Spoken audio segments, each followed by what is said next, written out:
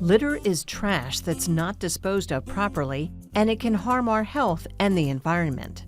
It attracts pests, pollutes water, kills wildlife, and ruins scenic views. Here are some ways you can help keep our community clean.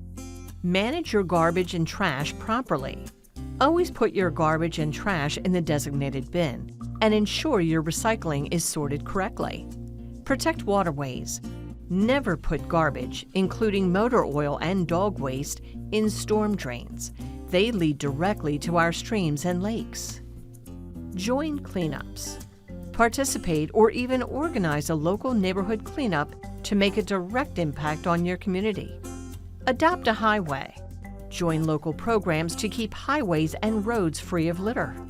Remember, avoid creating trash from the start by purchasing and using reusable items. Bring a reusable bag when shopping and a reusable cup to the coffee shop to make a significant environmental impact. Fairfax County is committed to protecting the environment, but your help is needed.